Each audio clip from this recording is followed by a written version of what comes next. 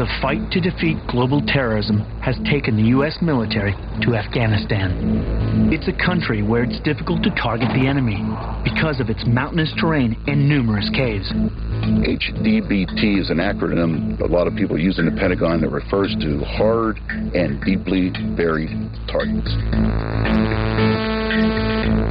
Hard and deeply buried targets is exactly where the enemy was hiding in Afghanistan. You can't get much better shelter than from inside a mountain.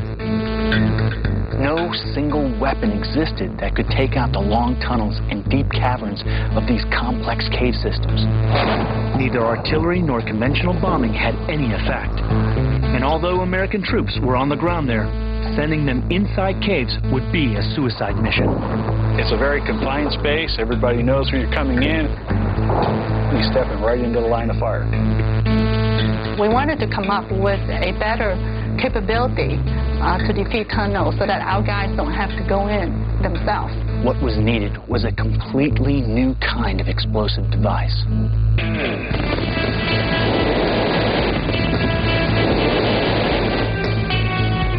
You need the kind of weapon that could generate sustained blast so that by the time the blast reaches the target deep inside the tunnel, it's still of sufficient intensity to defeat that target.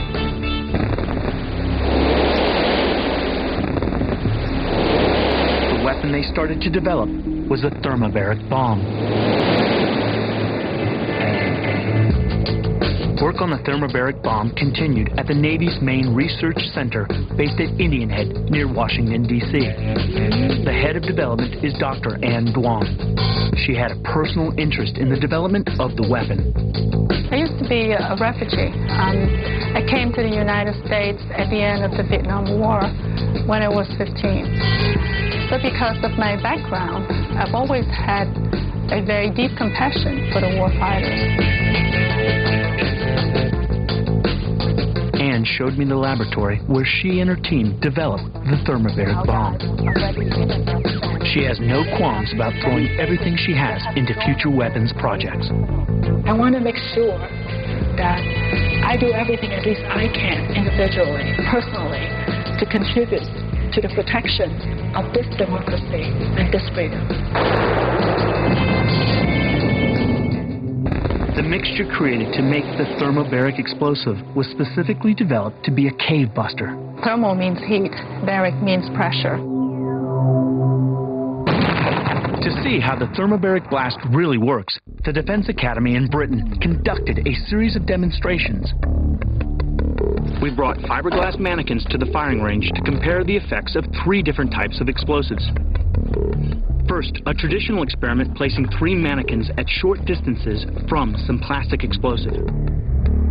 Blast actually does fall away very, very quickly from the center of the explosion. Dr. Steve Murray is an explosives expert at Cranfield University.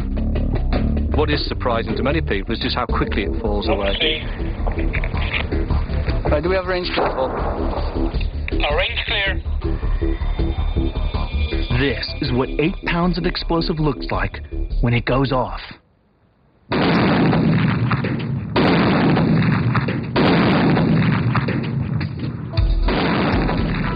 Our high-speed camera is running at over 4,000 frames per second. It clearly shows what happens to the 3 dummies. The one that was nearest the actual charge itself